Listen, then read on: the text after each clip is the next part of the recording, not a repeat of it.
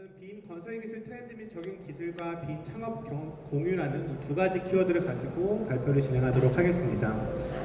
제가 쓰이고 있는 영상이나 시각화 자료들은 실제로 저희가 주관으로 투입을 하거나 연계돼서 실제 프로젝트를 진행했던 것들이기 때문에요.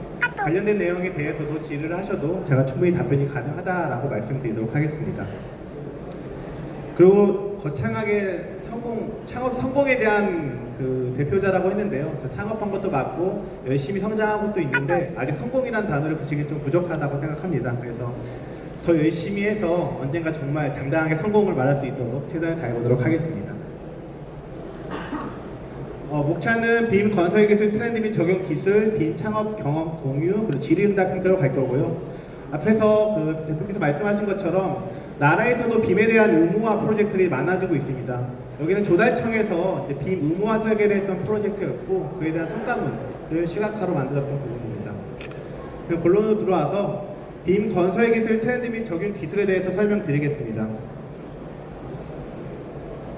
이거를 어떻게 설명할까에 대한 고민들을 정말 많이 했는데요. 8개를 할까, 10개를 할까, 11개를 할까에 대한 고민을 했지만 제가 내린 결론은 빔 팔리시, 스마트 컨스트럭션, BIM, CD, AI, 디지털 트윈, 3D 레이저 스캐닝, 프로그래밍 이걸로 8가지를 정리를 했고요. 이 이후에 하시는 이제 연사분들이 발표하는 드론이라든지 빅데이터, AI, 그 플랫폼에 대한 부분들은 제외하고 제가 발표를 진행하도록 하겠습니다.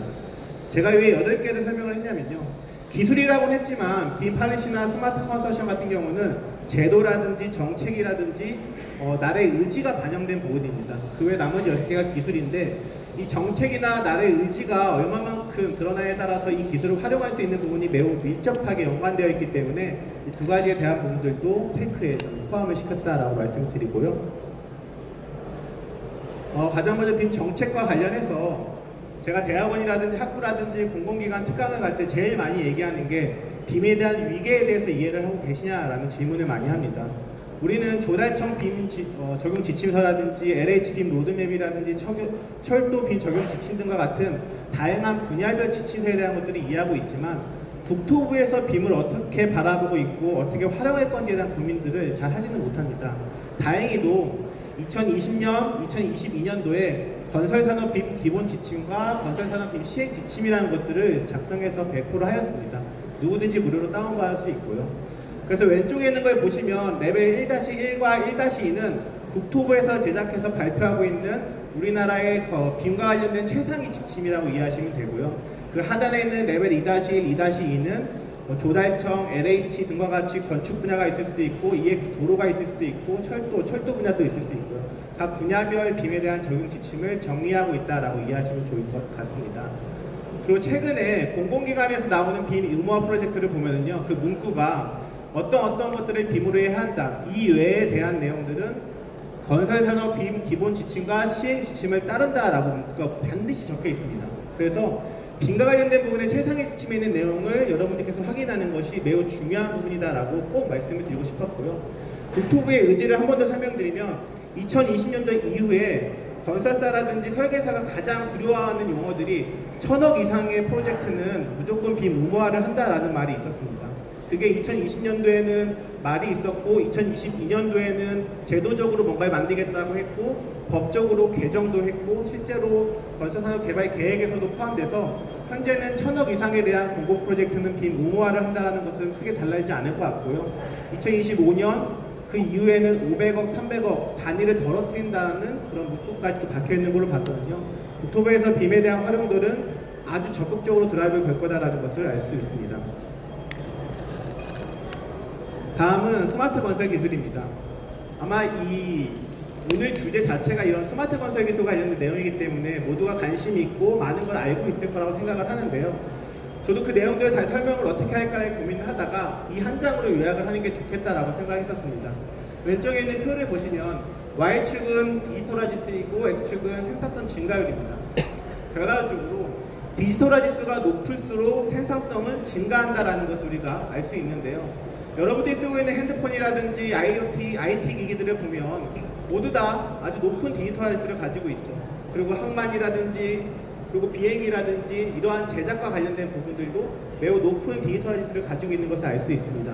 그 얘기는 결과론적으로 생산성 증가율이 높다라는 것이고 고부가가치 산업이다. 즉 많은 이익을 발생시킬 수 있는 산업이다라고 알 수 있는데요. 건설 산업 같은 경우는 전 세계적으로 봤을 때도 디지털화 지수가 가장 낮고 그에 따라서 생산성 증가율 또한 매우 낮다라는 국제적인 특징을 보이고 있습니다. 그런데 더 문제는 그거를 우리나라로 좀 더 끌고 와서 보면 예전에는 건설업이 뭐 경제 성장을 뒷받침하는 기간 산업이라는 말을 했지만 사실은 이제는 그것들이 아니라는 것들도 인정해야 되는 부분인 것 같고요. 노동집약, 현장 의존적인 생산체계, 공급자 이제 산업 구조를 크게 벗어나지 못한다는 특징도 가지고 있습니다. 그래서 건설산업 패러다임 전환을 통한 새로운 성장 동력을 확보해야 되는데 그럼 그게 무엇이냐라는 질문에 대한 답변이 나라에서는 스마트 건설 기술이라는 것으로 찾았다는 겁니다. 그래서 스마트 건설 기술 요소 기반의 건설산업 전환인데요. 스마트 건설산업 기술 요소라는 것은 빔일 수도 있고 드론일 수도 있고 AI일 수도 있고 IoT일 수도 있고 디지털 트윈일 수도 있습니다.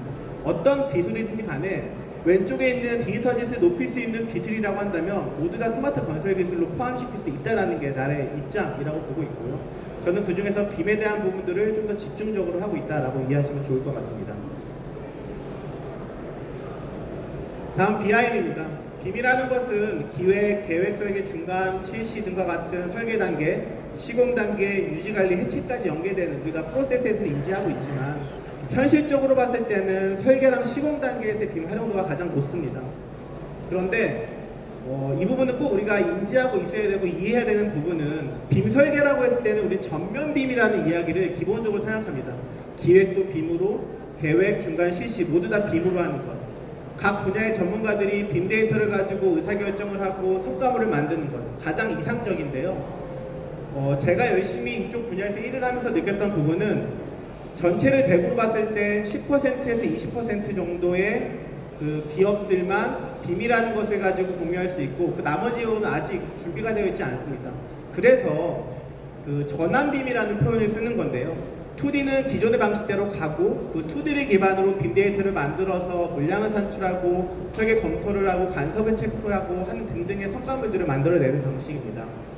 어떤 사람들은 2D를 그대로 가고 빔도 가기 때문에 인력이 2배로 투입되고 그에 따른 비용이 더 많이 측정이 되는데 과연 이게 스마트한 기술이고 생산성을 높이는 방법이 맞냐라고 질문할 수 있는데요. 저에 대한 답은 이 전면 빔으로 가기 위한 과정은 반드시 필요하고 지금 그게 딱 그 과정에 우리가 과도기에 묶여 있다고 봅니다. 그게 전환빔이라는 표현을 하는 거고요. 전환빔을 가다가는 병행으로 갈 거고 그 이후에 전면빔을 가게 된다라는 부분을 꼭 말씀드리고 싶습니다. 언젠가는 우리가 전면빔이라는 걸 하겠지만 전환빔에 대한 부분들은 반드시 거쳐가야 되는 과정이다라고 보시면 좋을 것 같고요. 이게 조달청이라든지 LH라든지 공공기관 혹은 민간에서 요구하는 빔 설계에 대한 최종 성과물들입니다. 모델링, IFC, 보고서, 간섭 검토, 수량 기출, 동영상 및 이미지 등에 대한 부분들인데요. 빔을 통해서 2D를 3D로 단순히 옮겼다가 아니라 전환빔을 하더라도 기존의 설계에 어떤 문제가 있는지, 어떤 간섭사항이 있는지, 품질적으로 문제는 없는지, 물량이 맞는지에 대한 부분들을 충분히 발견할 수 있기 때문에 전환빔을 통해서도 충분히 우리가 얻어내갈 수 있는 그런 가치가 있다는 점을 좀 말씀드리고 싶고요. 결과적으로 설계빔이라는 것은 도면화에 대한 부분일 겁니다. 그래서 그가 몇 년 전만 하더라도 빔으로 하면 도면화가 안 돼라는 말을 많이 하셨어요. 근데 저희의 경험으로는 99%는 도면화가 가능합니다. 하지만 많은 노력이 필요해요. 그래서 빔으로 하는 부분도 있지만 샵이라든지 좀 디테일한 구간들은 상세도 같은 경우는 기존의 2D를 삽입해서 하는 행위들도 나라에서 정부에서는 일부분은 이해해주고 있고 민간에서도 일정 부분에 대해서는 용인을 해주고 있습니다. 그래서 얼마든지 자유도가 있기 때문에 빔으로 설계를 못한다라는 말은 저는 현 시점에서 맞지 않는다. 도면화도 안 된다는 말도 충분히 맞지 않다라고 생각합니다. 다음은 시공 단계입니다. 저희가 창업하고 나서 지금까지 대부분의 1군과 무수히 많은 2군 건설사들과 시공빔에 대한 것들을 진행하고 있는데요. 여러 가지로 볼 수 있겠지만 저희가 했던 것들을 좀 압축해보면 설계나 시공성 검토, 빔 기반의 공사나 마감 검토, 의사결정 지원, 스마트 건설 기술의 연계 이렇게 저희가 좀 압축을 해볼 수 있습니다.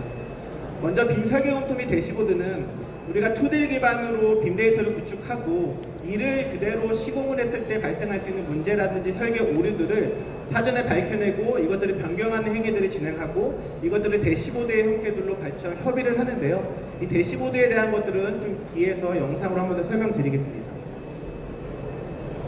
그리고 현장에서 빅데이터를 쓴다는 것은 단순하게 빅데이터를 납품한다, IFC 파일을 제공한다, IVT 파일을 제공하고 보고서를 준다, 이런 개념이 아니라 얼마만큼 시공 현장에 빅데이터를 많이 녹여낼 수 있느냐, 얼마나 많은 전문가들이 빔을 볼 수 있느냐에 따라서 현장에서의 빔 활용도는 정말 천차만별로 달라집니다. 그리고 빔이라는 것은 단순히 데이터를 주는 납품이 아니라 이걸 가지고 어떤 의사결정을 하기 위한 많은 노력들이 들어가야 된다는 거고요. 보시는 것처럼 공정이라든지 일정, 순서, 어떻게 관리할 것인지, 현장을 어떻게 운영할 것인지, 안전관리 어떻게 할 것에 대한 부분들 또한 빔 데이터를 충분히 연계할 수 있다는 부분을 설명드리고요. 다음은 다양한 의사결정을 할 때, 설계에 대한 것도 오류 검토할 때, 그리고 단열 치약이라든지 특징 구간에 대해서 좀 더 디테일한 검토가 필요할 때, 이럴 때는 의사결정이 중요한 부분인데 이 의사결정을 위해서 빔데이터가 아주 효율적으로 활용될 수 있다는 점을 말씀드립니다. 다만 빔데이터라고 했을 때 건축과 구조만 가지고 우리가 빔데이터 해서라고 하는 것은 기계, 전기, 통신, 소방, 설계 등과 같은 다른 분야에 대한 정보들이 인풋하지 않았기 때문에 봐야 할 것들이 훨씬 더 많습니다. 그래서 시공 단계에서는 가능하면 기계, 전기, 소방 등과 같은 MEP 분야도 같이 진행하는 것이 훨씬 더 효율적이다라고 말씀을 드리고요. 다음 장에서는 저희가 실제 현장에서 대시보드라는 것을 어떻게 발표를 통해서 활용하고 있는지 좀 설명드리도록 하겠습니다. 모든 현장에서 저희가 활용하고 있는 대시보드 현장 발표, 보고서, 현장 미팅 자료라고 보시면 되는데요. 이 대시보드라는 게 정말 재미있기도 하고 효율적인 게 예전에는 빔데이터를 일람표라든지 데이터로서 제공하니까 발주처가 이거 어떻게 봐야 되지? 나 데이터 쓸지 모르는데 그냥 보고서 보고 제가 최종 승인하거나 피드백 줄게요 라고 했지만 저희가 거기서 다음 걸 얻어내기가 너무 힘들더라고요. 그래서 DB, 빔데이터를 기반으로 만들어진 DB를 저희가 가공해서 이런 대시보드 형태로 만들었고 여기 있는 것들을 클릭했을 때 내가 원하는 자료들을 바로바로 확인할 수 있게끔 하는 형태의 대시보드를 저희가 구현을 했습니다. 또한 내역과 관련해서도 예전에는 우리가 빔데이터를 가지면 콘크리트 물량은 정확하게 찝을 수 있고요, 철고는 잡을 수 있고요 라고 했지만 사실은 건설사 입장에서는 철근은, 거푸 지분, 이음은 이런 질문들을 많이 하게 됩니다. 결과적으로 우리가 받는 내역서와 동일한 형태의 결과물을 볼 수 있을까에 대한 고민들인데요. 저희가 꽤 오랫동안 이런 준비들을 했고 그래서 발주처라든지 건설사들 요구하는 것들을 어떻게 보면 좀 더 그 요구사항을 맞출까에 대한 고민을 하다가 이런 형태의 대시보드를 개발해서 활용을 하고 있습니다. 빔데이터를 통해서 나온 성과물들을 DB화하고 그 DB화를 가지고 물량 산출을 하고 내역화된 것들을 2D와 비교해서 문제가 없는지들을 좀 더 직관적으로 볼 수 있게, 추가적으로 저희가 층 부분이라든지 강도에 대한 부분이라든지 지역별 특성에 대한 것들까지를 고려해가지고 지금 특허를 출원을 한 상태이긴 합니다.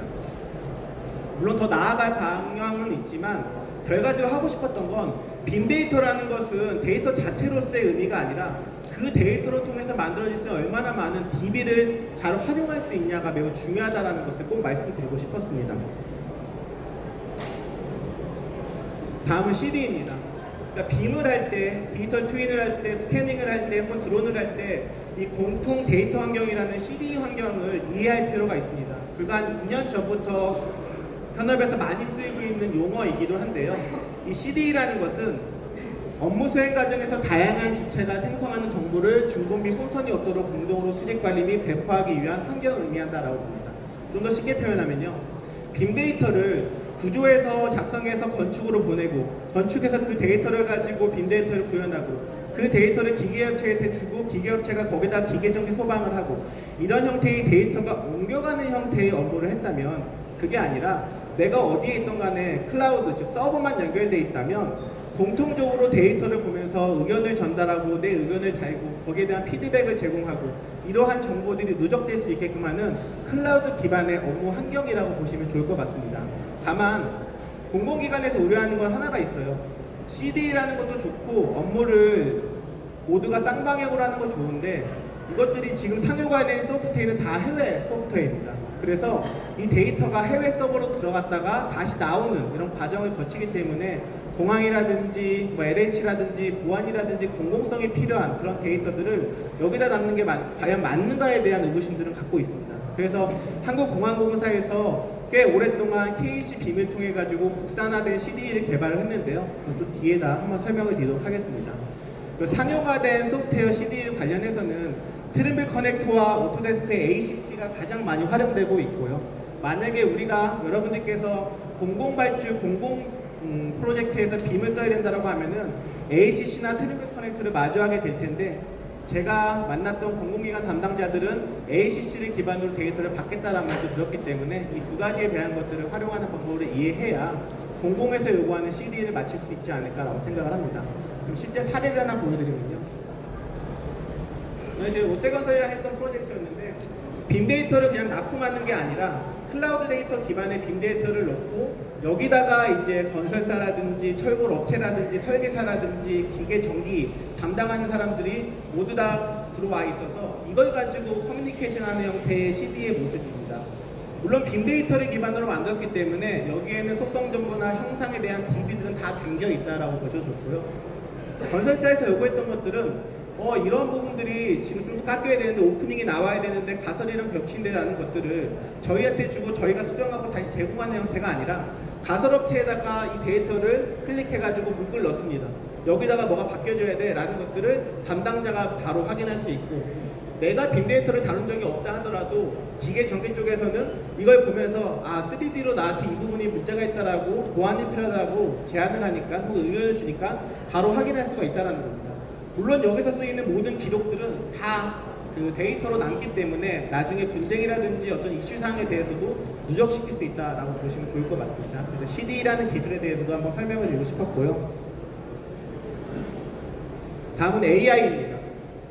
AI는 사실 너무나도 어렵습니다. 너무나 어렵고, 특히나 건축 쪽에서 이것들을 적용하는 것은 현 시점에서 저는 너무너무 어려운 일이고, 많은 시간이 지나야 이것들이 구현되지 않을까라고 생각을 합니다. 그래서 어떤 걸 설명드리면 좋을까라는 고민을 하다가요, 2021년부터 2025년까지 진행되고 있는 연구과제가 인공지능 기반의 건축 설계 자동화 기술 개발이라는 연구과제가 진행되고 있습니다. 그래서 여기서 설명한 것들을 가지고 제가 좀 설명을 드리려고 하고 있고요. 영상을 통해서 좀 보면, 먼저 대지 조건에 대한 것들을 가지고 AI 기반으로 자동 매스를 만들고 하는 것들을 아마 보신 적이 있을 거예요. 그런 것들을 가지고 창업을 하신 분들도 있으니까요. 이제 그러한 것들은 대지 정보라든지 국가에서 이미 정보를 오픈하고 있기 때문에 그 정보를 기반으로 자동으로 매스를 만들고, 해당하는 법규의 조건들을 우리가 DB로 가지고 있기 때문에 우리가 만든 매스들이 법규를 벗어나는지 그렇지 않은지, 주차 대수는 벗어나지 않는지 하는 것들을 당연히 확인할 수 있고, 건물 형상에 대한 것들을 클라이언트와 뭔가 의사결정을 할 때, 기존에는 우리가 그려놓고 다음 주에 만나시죠, 이거 변경해서 또 내일 보시죠 라고 하겠지만, 그 자리에서 매스에 대한 것들을 검토하고 거기에 들어가는 면적에 대한 변화들을 살펴보고 몇 축으로 구성하는 게 좋을지에 대한 것들을 지속적으로 확인할 수 있습니다. 다만 이것이 과연 AI냐라고 했을 때는 아직은 그렇지 못합니다. 하지만 건설 분야에서 AI로 가기 위해선 반드시 DB라는 것들을 구축을 해야 되고, 그 DB를 가지고 반자동 형태의 어떤 성과물들을 만들어내는 그 방법을 찾고, 맨 마지막에는 그러한 것들이 됐을 때 AI를 기반으로 다양한 결과물들을 만들어내는 것, 이게 중요하다고 보는 거고요. 공간 배치에 대한 것들도 층을 어떻게 구분할 것인지, 층을 구분했을 때 법규적으로 문제는 없는지 해당하는 부분들도 얼마든지 밝혀낼 수 있고요. 현재도 물론 그 자동화를 통해서 공간 그 구분을 다 할 수 있지만, 그것보다는 지금은 직접 수작업과 반자동을 이용해 가지고 이렇게 공간 정보를 구현하고, 이 공간 정보를 기반으로 빔데이터를 자동으로 설계하는 방법까지는 연구를 통해 가지고 개발을 한 상태이긴 합니다. 하지만 우리가 AI니까 다 잘 된다면서 우리가 어떤 문구만 쓰면 바로 만들어지지 않을까라고 하는 것은 매우 어려운 사실은 숙제이긴 합니다. 그래서 건설에서의 AI는 DB를 기반으로 한 어떤 데이터 구축, 데이터를 기반으로 한 성과물 제작 등과 같은 부분들이 필요하다. AI 조감도 같은 경우는 이미 많이 보셨겠지만, 아까 우리가 매스를 결정하면 이미 이제 이런 소스가 있기 때문에 내가 원하는 형태의 어떤 조건값들을 넣으면 바로바로 투시도를 확인할 수가 있습니다. 이거는 1, 2초도 안 걸리는 사실 기능이고요. 이러한 것들은 이미 설계사에서 많이 활용하고 있고, 이걸 가지고 클라이언트와 요구사항들을 계속적으로 변화시키고 있는 방법들입니다. 여기에 대한 것들은 이미 그 스크립트라든지 이런 것들이 짜여 있기 때문에 사용자 입장에서는 뭔가를 클릭하는 것만으로도 의사를 결정할 수 있게끔 하는 거죠. 저희도 설계사무소도 같이 운영을 하고 있는데요. 설계사무소와 협의를 했을 때도 클라이언트와 미팅을 할 때 어떤 걸 원하는지, 어떤 걸 요구하는지에 대한 것들을 좀 더 빠르게 직관적으로 볼 수 있는 방법이 또 활용될 수 있다라는 결론을 얻어냈습니다. 다음은 디지털 트윈입니다. 디지털 트윈이라는 것은 사실은 아주 오래전부터 우리가 디지털 트윈이 중요하다라고 했지만 사실 그것이 현실화로 들어왔을 때 얼마나 잘 쓰이는지 그게 정말 우리한테 효용성이 있는지에 대한 이야기를 많이 하게 됩니다. 그래서 개념적으로만 먼저 설명을 드리면요. 그 현실 세계에 있는 거를 가상 세계와 동일하게 구축을 하고 3차원으로 그 현실 세계에 일어나는 데이터를 수집하고 분석하고 IoT나 센싱을 이용해서 가상 세계에다가 매핑을 시킵니다. 우리를 싱크로 시킨다고 하고 동기화를 한다라고 하는데요. 동기화가 된다면 현실 세계에서 일어나는 것이 가상 세계에서 동일하게 이루어지고 있고 우리가 시뮬레이션 돌렸을 때 문제되는 것을 사전에 밝힐 수 있다라는 그런 어떤 궁극적인 장점, 목표를 가지고 있다라고 보시면 좋을 것 같습니다. 간단히 정리하면 현실과 동기화 시뮬레이션을 거쳐 관제 분석 등 해당 사물에 대한 의사결정에 활용하고 디지털 트윈은 현실 세계와 가상 세계의 동기화를 통한 상호작용 특성을 가지고 있다라고 하는데요. 이게 좋다라는 것들은 들어오지만 머릿속에 바로 들어오지 않을 수 있습니다. 그래서 제가 사례를 좀 보여드리려고 하는데요. 저희는 지금 김포공항에 있는 모든 건축물들, 그러니까 여러분들이 김포공항에 몇 개의 시설물이 있을 거라고 질문했을 때 대답하기 쉽지 않을 텐데요. 저희가 지금 한 250개 정도의 건물이 있습니다. 그래서 김포공항에 있는 모든 건물을 디지털 트윈으로 구현을 해놨고 그거를 CD라는 플랫폼에 다 얹혀놓은 상태인데 우리가 그거를 디지털 트윈으로 어떻게 활용할까에 대한 고민을 했을 때 최근에 인천공항에서 여객기와 기내식 운반차가 추돌한 적이 있었고 이런 것들이 단순히 사고 나서 그냥 차를 빼는 개념이 아니라 이러면 모든 승객 내리고 그 다음 모든 것들이 연기되고 연착되기 때문에 엄청나게 많은 추가 비용들 쓸데없는 로스 비용들이 발생하게 되는 겁니다. 그리고 일본에서도 항공기 이착륙에 따라서 사고가 난 적이 있었는데요. 그러한 것들도 우리가 빅데이터가 있다, 디지털 트윈을 구현했다, 아니 그 움직임들을 사전에 밝혀낼 수만 있다면 알람을 통해서 어떤 정보를 통해서도 우리가 막을 수 있지 않았을까라는 것들을 고민을 했었고요. 그러한 것들을 실제로 이 디지털 트윈 안에서 저희가 샘플을 하면서 지금 방법을 찾아내고 있습니다. 이 영상을 보시면요. 실제로 저희가 빅데이터를 기반으로 만들었던 김포공항 전체 디지털 트윈 기반이고요.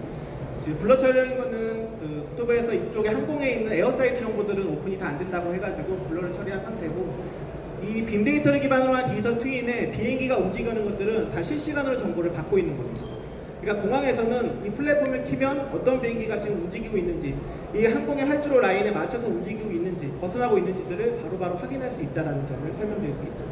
이 디지털 트윈이라는 것이 엄청 특별한 게 아니라 3차원 데이터와 현실에 있는 데이터를 싱크로 시켜서 우리가 그것을 가상 공간에서 체킹하고 검토하고 피드백하고 뭔가 보완할 수 있게끔 하는 방법을 찾는 거라고 저는 생각을 합니다. 이것도 장애물에 대한 부분들인데 얼마 전에 김포공항 50cm 공동주택 넘어가지고 승인 안 난 뉴스 많이 있지 않았습니까? 그러한 것들도 사전에 밝힐 수 있다는 거고요. 다음은 이 디지털 트윈을 통해서 CCTV라든지 다양한 시각 정보, 영상 정보를 통해서 공항 내에 얼마나 많은 사람들이 있는지를 실시간으로 볼 수가 있다는 겁니다. 물론 이건 테스트라고 보시면 좋은데요. 그러면 공항에서 얼마나 많은 군집이 얼마나 10제곱미터 안에 몇 명이 들어왔는지를 룰셋을 설정하고 그 안에 사람이 들어오면 알람을 울려줘서 흩어지게 한다거나 그다음에 게이트가 한쪽에 몰리고 한쪽에 여유가 있다는 것을 실시간으로 보면서 저희가 제공할 수 있다는 쪽도 활용할 수 있습니다.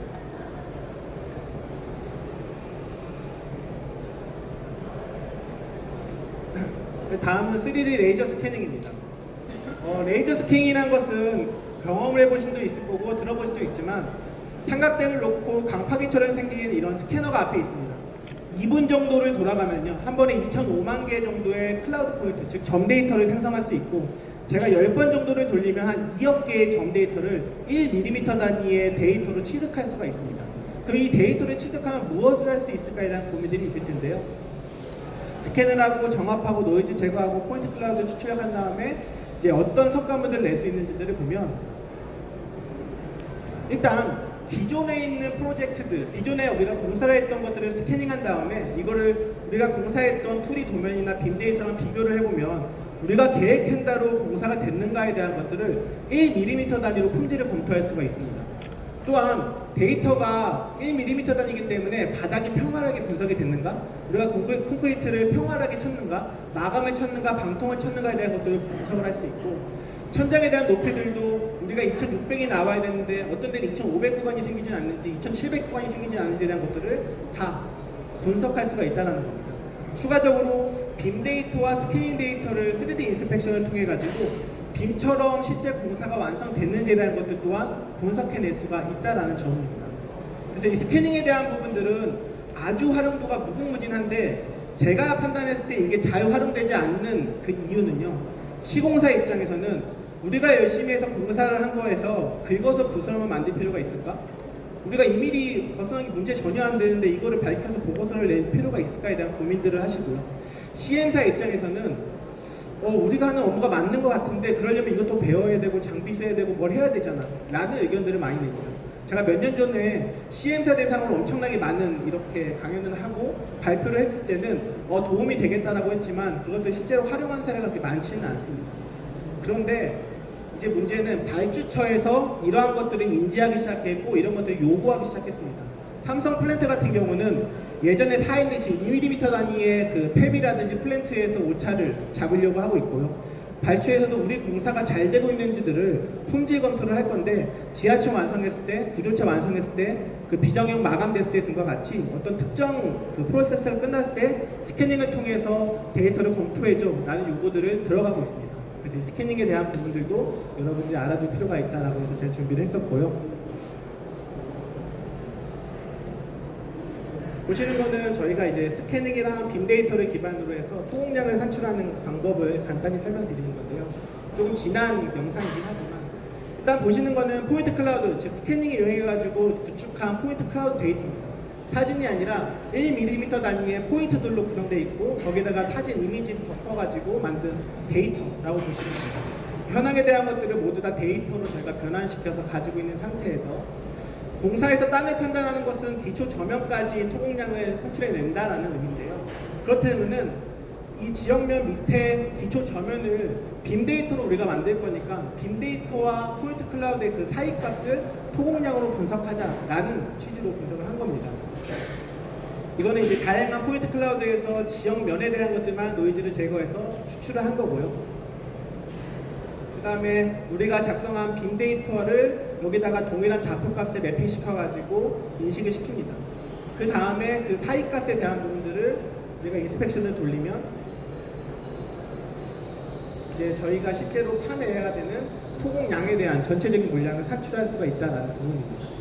물론 현장에서는 전체 토목량이 중요하기도 하지만 안별 토목량이 중요하기도 합니다. 그래서 실제 주상도를 통해 가지고 우리가 연암, 견암 뭐 이런 암에 대한 정보를 가질 수 있다면 안별 모델링을 하고 그 모델링과 포인트 클라우드를 기반으로 한 지역면을 분석해서 안별 물량 또한 산출이 가능하다는 부분들도 좀 말씀을 드리고 싶었습니다. 스캐닝은 데이터로 접근을 하면 뭐든지 가능할 수 있는 정말로 엄청 무서운 무기라고 저는 생각을 합니다. 그래서 이런 사례들에 대해서도 한번 설명을 드렸고요. 다음은 이제 프로그래밍입니다. 제가 열심히 하고 싶고 제가 넘어가고 싶은 분야이긴 한데요. 아직 저희한테는 그런 역량이 많이 부족하긴 합니다. 물론 그런 전문가들도 저희가 채용을 하고 조금씩 개발을 하고 있는데, 우리는 예전에는 빔 저작 도구라고 하면 레빗, 아키캐드, 벤틀리 등과 같은 상용화된 소프트를 가지고 우리가 어떤 성과물을 만들어내는 거에서 만족을 했었습니다. 그런데 불과 몇 년 전부터는 그러한 기능도 좋은데 우리가 필요한 반복적인 작업들을 좀 더 쉽게, 좀 더 생산성을 높이는 방법이 없을까라고 했을 때 이제 레빗 쪽에서는 다이나모나 파이썬 같은 것들을 활용해가지고 에드인 형태들을 만들어내는 겁니다. 동일한 작업을 반복적으로 하는 것을 에드인을 통해서 파이썬이나 다이나모를 통해 가지고 우리가 만들어내면 훨씬 더 빠르게 그 업무들을 수행할 수 있다는 점을 말씀드릴 수가 있습니다. 이것은 레빗뿐만 아니라 아키캐드 아니면 빔 소프트웨어 다른 것들도 모두 다 활용이 가능하다라는 점 말씀드릴 수 있고요. 그래서 지금 프로그래밍을 하는 사람들이 건설 분야에 들어와서 다양한 활동들을 하고 있는 이유이기도 하다라고 좀 말씀을 드리고요. 실제 사례를 하나 말씀드리면, 제가 이제 김포공항에 250개의 건물들을 다 디지털 트윈으로 구현함에 있어서 정보들이 있는 것도 있지만 정보들이 매우 제한적인 부분들도 있습니다. 그래서 저희는 이제 특허를 출원한 상태인데요, 공항공사랑 같이 그 도면 정보에서 레이어의 어떤 크기만 있고 매스만 있는 형태의 정보를 좀 빠르게 빅 모델링으로 만드는 그런 프로그래밍을 한번 짜보자라고 해서 시작을 했었고요.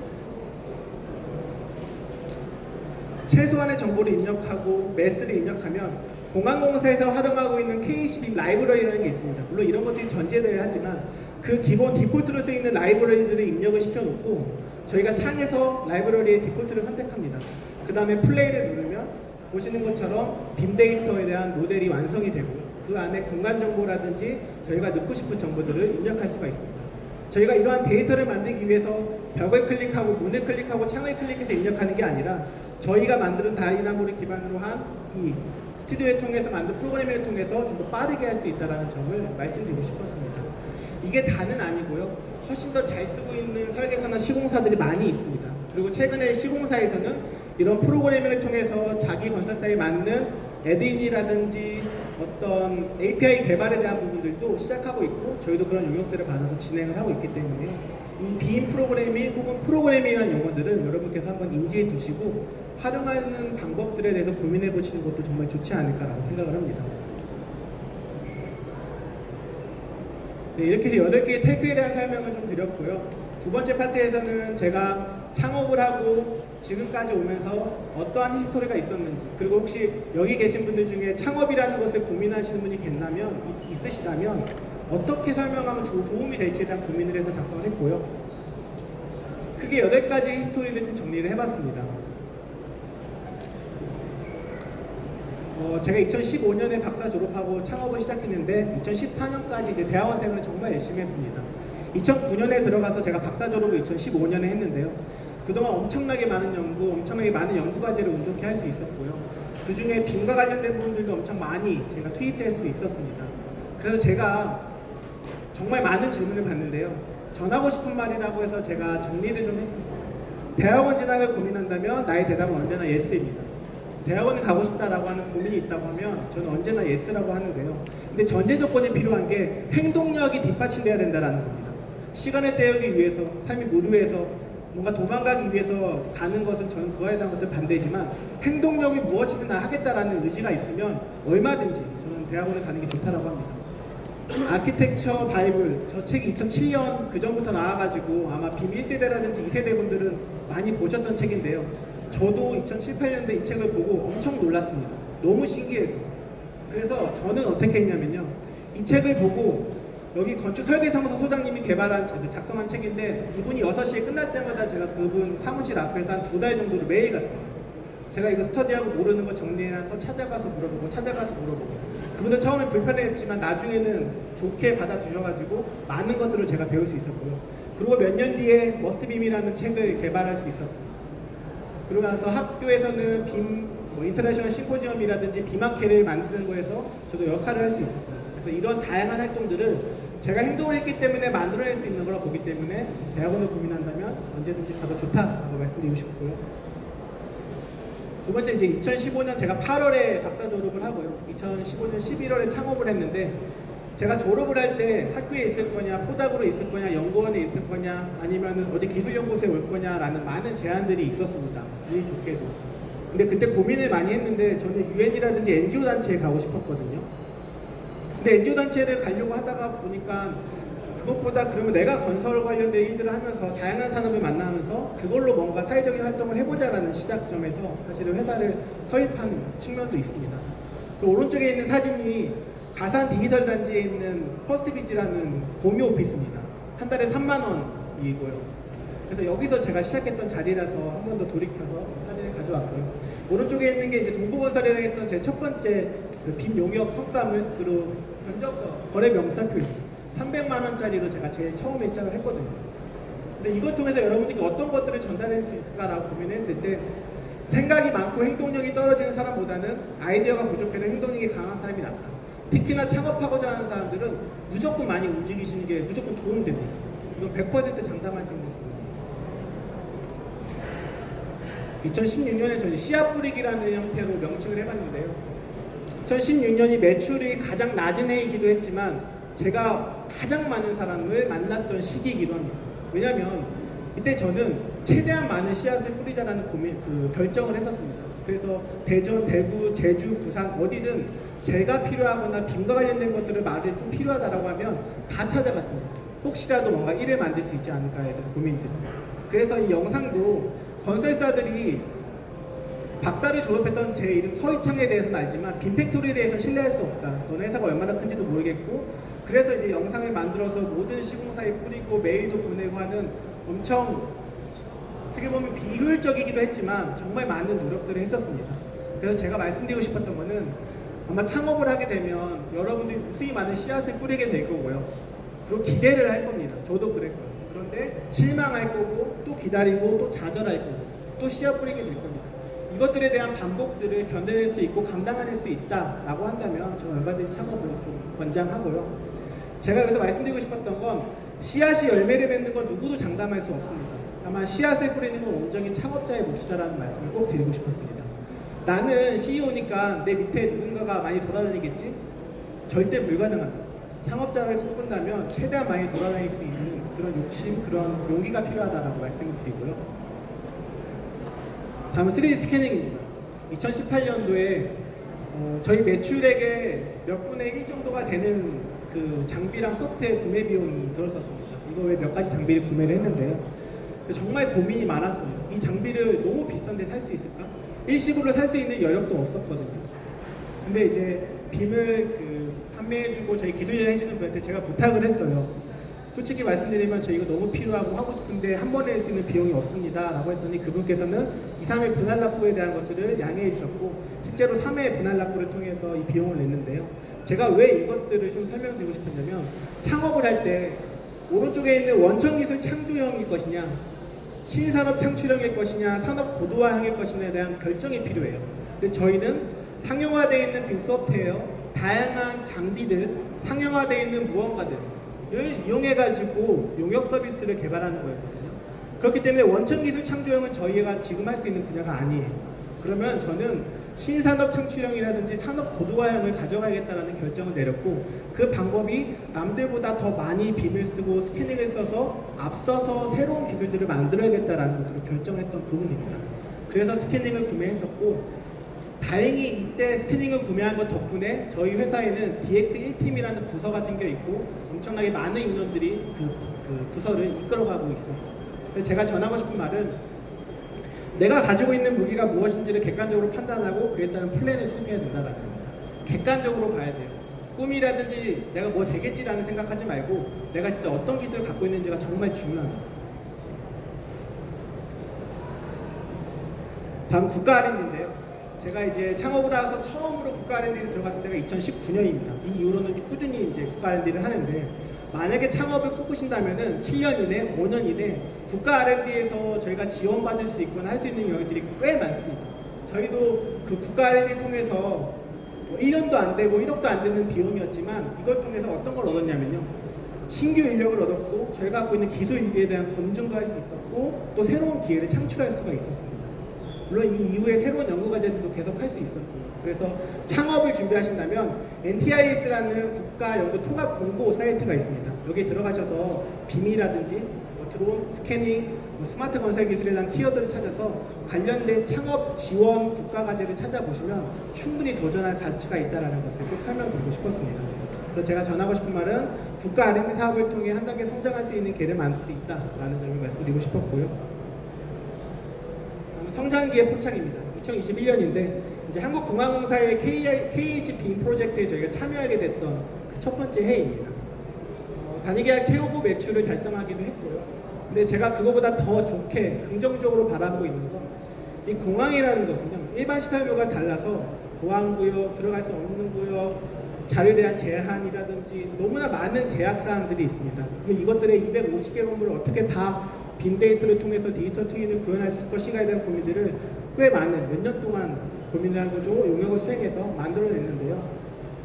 정말 다행히도 이 김포공항뿐만 아니라 나머지 기존 공항들도 디지털 트위너를 통해서 관리를 하겠다라는 어떤 계획을 가지고 있고 최근에 많은 이슈가 되고 있는 신공항 또한 빔 설계 의무화, 빔 시공 의무화, 터키 또한 빔 의무화라는 용역 문구들이 과업지성에 들어가고 있습니다. 그래서 기존 공항뿐만 아니라 신공항에 대한 부분들도 이런 빔, 디지털 트윈 구축에 대한 이슈들이 아주 많다라는 겁니다. 그래서 저는 그걸 통해서 지속 성장 가능성을 여기다가 걸었고 여기서 그러한 효과들을 가져가고 있는 상태입니다. 그래서 제가 드리고 싶었던 말씀은 누구나 할 수 있는 일보다는 누구도 할 수 없는 일을 찾다 보면 성장 기회는 반드시 찾아온다라는 겁니다. 물론 말이 쉬운 거라는 거 충분히 잘 알지만 그럼에도 불구하고 누구나 할 수 있는 허들로 들어가지 마세요. 쉽게 들어오지 못하는 곳으로 올라가야 남들이 허들을 부수고 들어오지 못한다는 걸 말씀드리고 싶었습니다. 다음은 2022년 어셈블인데요. 저희가 물론 여전히 지금도 작은 인원들을 가지고 업무를 수행하고 있지만 2022년도에는 저희가 새로운 기술, 새로운 역량, 새로운 전문가들이 필요한 한 해였습니다. 그래서 종합 건설사에서도 저희 회사로 이직을 많이 하고 현재도 매년 건설사에서 이직에 오는 친구들이 꽤 많습니다. 저희는 그런 기술을 가진 사람들이 필요하고 그 사람들도 재미난 일들이 필요하다라는 접점이 많고 저희가 갖고 있는 비전이 맞아서이기도 한데요. 그렇게 해서 사람들이 정말 해마다 엄청나게 많아지고 있고 건설사뿐만 아니라 시스템, 소프트웨어를 관리하는 친구들, 뭐 DX를 하는 친구들, 다양한 친구들이 오면서 이 회사의 어셈블리 구축되고 있다라는 점을 말씀드리고 싶었습니다. 그리고 저희는 이제 빔 팩토리에 대한 소개들만 하고 있지만 빔 전문가 그룹인 비하인 팩토리 시작해서 건축사 사무소인 아키 팩토리가 합류했고요. 교육 콘텐츠 제공 위한 이지 팩토리도 현재 운영을 하고 있습니다. 저희의 비전은 A부터 Z까지를 모두 다 팩토리로 만들어서 우리 안에서 건설이든 우리 안에서 무엇이 다 해결될 수 있게끔 하는 회사를 만드는 것, 이런 비전을 가지고 만들어가고 있고요. 저희 직원 또한 여기에 나머지를 불을 켜기 위한 노력들 그리고 욕심들을 가지고 있습니다. 개인적으로 저희가 아키 빔 이지 팩토리라고 하지만 팀 팩토리라는 개념으로 끝까지 살아남고 이것들을 관리할 계획을 하고 있습니다. 이제 법인 전환인데요. 가장 사람들이 이해하고 저도 조금 놓쳤다고 생각하는 부분입니다. 제가 개인 사업자로 시작을 했는데 법인 전환을 엄청 늦게 했어요. 2015년에 개인 사업자를 하고 2018년부터 법인 전환을 해야 된다라고 했는데 제가 게으르기도 했고 여러 가지 이유를 통해서 전환을 빨리 못했던 것들이 저한테 매우 아쉽게 남아 있습니다. 왜냐하면 법인을 해야 저희가 들어갈 수 있거나 신뢰를 받을 수 있는 저희가 다음 단계로 넘어갈 수 있는 것들이 꽤 많은데 저는 그것들을 꽤 늦게 사실 준비를 하게 된 거죠. 다만 늦게 하는 대신에 저희가 갖춰야 할 것들을 하나하나씩 다 갖춘 상태였기 때문에 올해 법인 전환을 하면서 협력사에 대한 관리라든지 인증이라든지 ISO라든지 조직 개편이라든지 내규라든지 문화라든지 조직 문화라든지 하는 것들을 다 묶어서 이제 운영을 하고 있다라고 말씀을 드리고 싶습니다. 그래서 전하고 싶은 말은 개인 사업자의 경우 법인 전환 계획 수립이 필요하며 정부 지원 사업 혜택을 최대한 활용해야 된다라는 겁니다.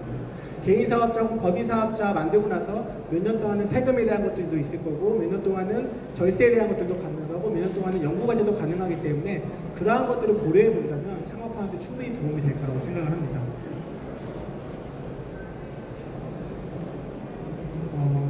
제가 계속적으로 말을 했지만 제가 설명드렸던 내용과 관련해서 질의가 있으시면 시간이 많지는 않지만 몇 가지 질의를 받고 답변을 드리도록 하겠습니다. 네. 말씀 잘 듣고 있고요. 저 하나 질문을 좀 드릴게, BRM 같은 경우에는 상당히 오래전부터 얘기가 나왔던 걸로 알고 있는데 그에 비해서 발전 속도는 상당히 좀 더딘 것 같습니다. 그래서 그 발전 속도를 더디게 만드는 어떤 장애인 그런 것과 또 지금 하시고 있는 것들은 대규모 건축 관련해서 하시고 있는데 소규모 건축에도 적용이 가능한지 그 현실성이 있는 건지 한번 여쭙고 싶습니다. 두 가지 질문이라고 생각을 하는데요. 하나 질문, 왜 빔이 그렇게 오래됨에도 불구하고 활성화되지 못했냐에 대한 질문은요. 우리가 뉴스라든지 공청회나 정책적인 회의를 하면 제일 많이 나오는 얘기, 현실적으로는 빔 관련된 대가가 없다. 빔과 관련된 제도 지원에 대한 부분이 뒷받침이 부족하다라고 얘기를 제일 많이 합니다. 실무협의체에서. 그런데 이건 정말 지극히 제 개인적인 생각인데요. 우리나라에 2008년도에 용인시민체육공원의 빔 턴키 사업이 의무화를 시작했지 않습니까? 그때 이후부터 지금까지 15년이 지났거든요. 근데 그때도 빔 의무화 설계하고 시공해야 된다고 했을 때 모든 기업체들이 우리 준비 안 됐어. 우리 빔을 받아들일지도 모르고 빔 프로그램이나 인력 고용만 몇 억씩 드는데 그것들을 어떻게 해? 좀 더 유예를 줘, 시간을 줘 라는 말들이 엄청나게 많았습니다. 근데 15년이 지난 지금 시점에서도 똑같은 얘기를 되풀이합니다. 우리 빔 준비 아직 안 돼 있고 빔 하려면은 사람들 채용해야 되고 소프트웨어 비용 너무 높아라는 말을 하거든요. 그래서 저는 물론 빔에 대한 대가에 대한 부분들도 인정을 받아야겠지만 빔을 실제로 활용하고 있는 실무자 입장에서도 준비에 대한 것들은 충분히 해야 될 시간이 이미 충분했다라고 저는 생각합니다. 근데 실질적으로 이걸 수행해야 되는 실무자들이 아직 거기에 대한 부분들을 진지하게 혹은 더 많이 투자를 하지 않는 건 아닐까라는 생각들을 하고 있습니다. 이게 첫 번째에 대한 대답이고요. 두 번째, 대형뿐만 아니라 소규모, 중규모에서도 빔에 대한 활용성에 대한 것들을 말씀하셨는데요. 소규모가 어느 정도에 따라 다르긴 하겠지만 실제로 저희가 아키팩토리라는 설계사무소에서 5층에 대한 것들, 근생에 대한 것들도 빔으로 하는데 그러려면 적어도 그 설계사무소는 빔으로 설계를 할 줄 알아야 되는 역량이 필요합니다. 만약에 빔 자체적으로 설계사무소가 빔을 한다면 검토도 하고 도면화도 눌러서 바로 인허가 처리할 수 있기 때문에 훨씬 빠를 수 있는데 작은 프로젝트에는 실질적으로 들어갈 수 있는 비용이 한계가 있지 않습니까? 몇백 혹은 몇천, 억까지 넘어갈 수 없기 때문에 그만큼에 대한 것들을 지불하려고 하지도 않고 그만큼에 대한 비용을 받아가지고 소규모로 하려고 하는 업체들도 많지는 않습니다. 아직까지. 그래서 소규모에 대한 것도 활성화는 안 돼 있지만 하지만 저희가 인지하기에는 소규모들도 설계사무소가 직접 빔을 가지고 설계를 할 수 있다면 얼마든지 해낼 수 있는 그런 구조이다라고 보고 작년 말에 세움터에서 빔을 받아들이기 위해서 클라우드 기반으로 서버를 다 전산화를 변경을 완료를 했습니다. 그래서 세움터에서도 빔을 받기 위한 준비는 끝났는데 아쉽게도 빔을 의무화로 납품해라라는 문구가 빠져 있어가지고 지금 권장사항입니다. 세움터에서. 그러다 보니까 소규모에서 빔을 의무화가 아닌데 왜 하지? 라는 생각을 갖고는 있습니다. 하지만 결과론적으로 2030년에 철도, LH, 빔, 스마트 건설기술 모든 연구가 종료되는 시점이 2030년이거든요. 저는 2025년과 2030년까지는 모든 변화가 다 끝났을 거라고 생각을 합니다. 근데 현실적으로 보면은 이러한 특징 때문에 활성화가 좀 안 되고 있지 않나라고 생각을 합니다. 네.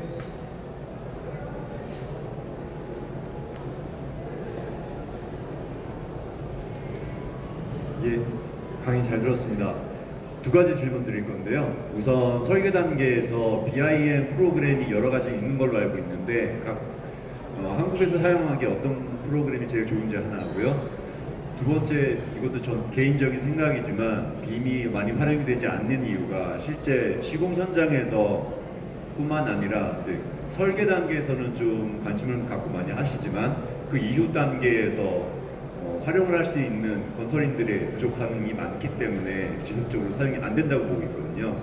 실제로 이 프로그램을 활용해서 사업을 진행하시면서 설계단 이후에 얼마나 시공사나 그 이후에 사후 관리를 하는 회사들에서 얼마나 독자적으로 BIM 팩토리 도움 없이 독자적으로 할 수 있는 회사들이 얼마나 존재했었는지 여쭤보고 싶습니다. 엄청 큰 범위의 질문인 것 같긴 한데요. 일단 제가 말씀드린 건 제 경험 안에서 말씀드린다는 점을 미리 말씀드리고요. 첫 번째, 설계 관련해서 어떤 소프트웨어들이 활용되냐고 했을 때 우리나라 같은 경우는 레빗, 아키캐드가 이제 설계사무소에 가장 많이 활용되고 있습니다. 구조에서는 벤틀리라든지 다른 소프트웨어들, 테클라도 사용이 되지만 건축으로 본다면 레빗과 아키캐드가 제일 많이 활용되는데요. 이것도 제 개인적으로는 8대2, 9대1 정도가 되지 않을까라고 생각을 합니다. 레빗에 대한 활용도가 매우 높아요. 근데 이건 전 좋다고 생각하지는 않지만 이미 이것들을 활용할 수 있는 유저들이 너무 많이 극대화돼서 편한되어 있습니다. 그래서 이거는 어떻게 변해야 될지 모르겠지만 기능적으로 저희가 둘 다를 봤을 때는 아키캐드가 더 좋은 면도 많거든요, 사실은. 근데 그럼에도 불구하고 기존에 써왔거나 데이터의 활용도가 가장 많이 쓰고 있는 레빗에 대한 활용이 훨씬 더 높다라는 게 첫 번째 대한 질문의 답변이고요.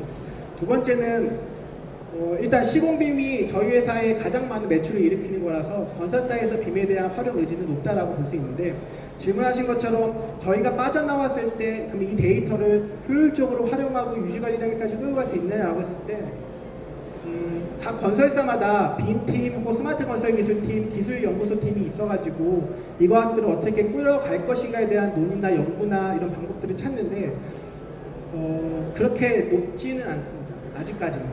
다만 건설사에서 그러한 이슈, 그러한 또 문제점들을 스스로 알고 있기 때문에 우리가 이 데이터를 어떻게 끌고 갈 건가에 대한 고민들을 하고 자체적으로 소프트웨어를 개발하는 업체들도 있을 거고요. 그리고 몇 명의 현채라든지 현장 채용이라든지 그 전문직을 고용해가지고 이것들을 시스템화하는 노력들을 하고는 있습니다. 하지만 큰 범위에서 봤을 때는 건설사가 데이터를 받고 운영하고 이것을 유지관리까지 끌고 가는 것에 대한 것들은 아직은 준비가 많이 되어 있지 않다라고 저는 판단을 합니다. 그 유지관리 단계에서는 특히나 민간보다는 공공 쪽에서 관심이 더 많습니다. 공항이라든지 LH라든지 임대주택이 있을 테니까요. 서울시라든지.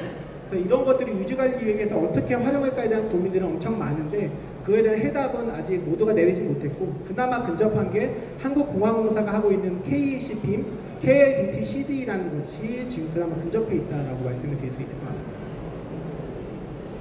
그리고 제가 저한테 주어진 시간이 이미 지난 것 같아서요. 더 없으시면은 발표는 제가 여기까지 하도록 하겠습니다. 경청해주셔서 감사합니다.